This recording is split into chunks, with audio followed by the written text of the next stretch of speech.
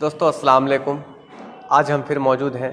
بیرگاچی چوک جامع مسجد کے امام صاحب کے ساتھ میں۔ آپ کو معلوم ہے کہ رمضان چل رہا ہے۔ رمضان وہ پوتر مہینہ ہے خاص کر مسلمانوں کے لیے، عالم اسلام کے لیے، جس میں لوگ ہر ایک چیزوں کا پابندی کرتے ہیں۔ یوں سمجھے آپ سنتوں کو بھی اچھے سے ادا کرتے ہیں اور فرض کا وشیش کر خیال رکھتے ہیں۔ تو انہی پر ہم بات کرنے کے لیے اب امام صاحب کے پاس میں موجود ہیں کہ رمضان میں کون سا عمل اللہ کو سب سے زیادہ پسند ہے، اور رمضان میں کس طرح لوگوں کو گناہ سے بچنا چاہیے، اور رمضان میں جو خاص کر مہیلا لوگوں کا ایک سوال تھا کہ تراویح کس طرح پڑھیں، اس سوالوں کو بھی ابھی امام صاحب سے جاننے کا کوشش کرتے ہیں۔ تو امام صاحب سیدھا آپ سے ہم سوال کرنا چاہتے ہیں، جس طرح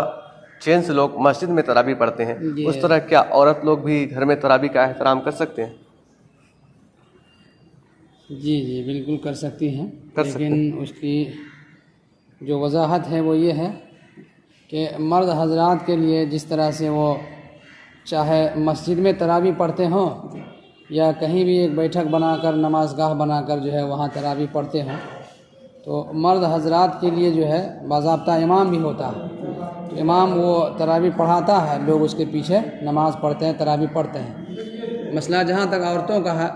تو تراویح تو عورتوں کے لیے بھی ہے، جس طرح سے تراویح سنت مؤکدہ مرد حضرات کے لیے ہے، ویسی ہی عورتوں کے لیے بھی سنت مؤکدہ ہے۔ فرق دونوں میں یہ ہے کہ مرد حضرات جہاں بھی پڑھیں گے وہ جماعت کے ساتھ ایک امام کی اقتداء میں پڑھیں گے، اور عورتوں کے لیے بہتر یہ ہے کہ وہ تنہا اکیلے اپنے اپنے گھروں میں وہ تراویح کی نماز پڑھیں۔ ہاں، اگر عورتوں کو جماعت کے ساتھ تراویح پڑھنے کی خواہش ہو، تراویح پڑھنا چاہتی ہوں، تو اس کی شکل یہ ہے کہ کوئی ایک محرم جو اس کا امام بن سکتا ہو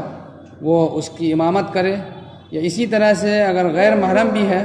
تو اس کے ساتھ میں دو چار محرم حضرات بھی رہیں، جیسے عورتیں ہیں اس کے بھائی ہو، یا اس کا جو ہے اپنا بھائی ہے، یا اس کا اپنا ماموں ہے، اس طرح سے جو محرم رشتہ دار ہیں تو وہ سب رشتے جو ہیں ان کے ساتھ میں بھی اگر نماز پڑھتے ہوں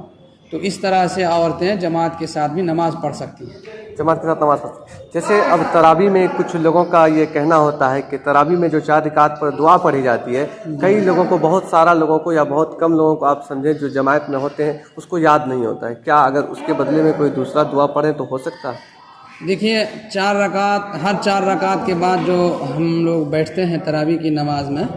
تو اس بیٹھک کو ترویحہ کہتے ہیں، اور وہ جو دعا ہے وہ دعا صرف اس ترویحہ کو جو ہے خالی ضائع ہونے سے بچانے کے لیے ہے،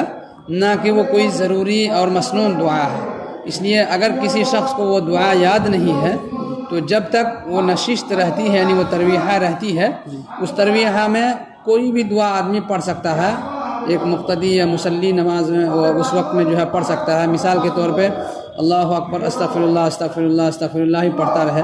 یا سبحان اللہ سبحان اللہ سبحان اللہ ہی پڑھتا رہے، کچھ بھی پڑھنا چاہے وہ پڑھ سکتا ہے۔ جیسے تراویح کا نیت کرتے ہیں، کئی لوگ 2 رکعت کرتے ہیں، کئی لوگ 20 رکعت کرتے ہیں، یہ کیا صحیح کیا ہے؟ دیکھیے، تراویح کی نیت جو کریں گے، جو امام کے پیچھے پڑھنے والے ہیں ان کو وہ دونوں اختیار ہے، یا تو ہر 2 رکعت کے لیے وہ نیت کریں، اور نیت کرنے کے لیے کوئی الفاظ کے ساتھ بولنا بھی ضروری نہیں ہے، بلکہ وہ دل میں ہی نیت کر لیں کہ ہم 2 رکعت تراویح کی نماز اس امام کے پیچھے پڑھ رہے ہیں۔ اور اگر وہ چاہیں تو 20 رکعت تراویح کی ایک ساتھ ہی میں نیت کر لیں کہ میں آج 20 رکعت تراویح کے لیے کی نیت کے ساتھ میں جو ہے امام کے پیچھے کھڑا ہوں، 20 رکعت تراویح انشاءاللہ آج پڑھوں گا۔ تو دونوں طرح سے وہ نیت کر سکتے ہیں، دونوں طرح سے یعنی کر سکتے ہیں۔ جس طرح رمضان ہے، رمضان میں لوگ کافی گناہوں سے بچتے ہیں، رمضان میں اللہ کو سب سے زیادہ محبوب عمل کون سا لگتا ہے دیکھیں اللہ کے نزدیک؟ ایک روزہ دار جو روزہ رہتا ہے، تو روزے دار کے بارے میں اللہ کے نبی صلی اللہ علیہ وسلم نے فرمایا کہ روزے دار کے منہ کی بدبو اللہ تبارک و تعالیٰ کو مشک کی خوشبو سے بھی زیادہ پسندیدہ ہے۔ تو ایک روزہ دار جب صبح سے لے کر کے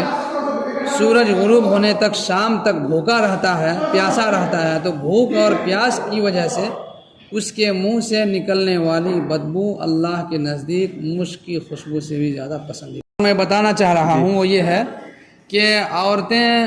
بعض وقت جو ہے اپنے گھروں میں جو جماعت کرتی ہیں مرد حضرات کی اقتداء میں نماز پڑھنے کے بجائے خود عورتوں میں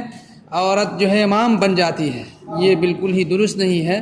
عورت کا امام بننا مکروہ تحریمی ہے۔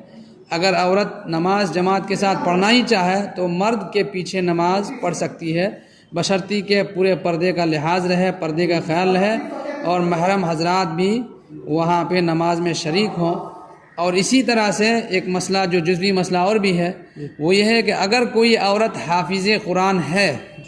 تو وہ عورت عورتوں کی امامت کر سکتی ہے اپنے قرآن کو یاد رکھنے کے لیے اور قرآن کو یاد جو ہے کرنے کے لیے۔ اس کے علاوہ کسی اور شکل میں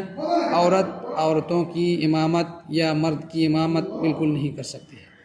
تو یہ تھے ہمارے ساتھ جامع مسجد کے امام صاحب جو رمضان کے متعلق اپنی رائے کو اور اللہ کی رضا کے لیے آپ کس طرح عبادت کریں وہ بتا رہے تھے۔ اب ہم یہاں سے ودا لیتے ہیں، دعاؤں میں یاد رکھیے گا۔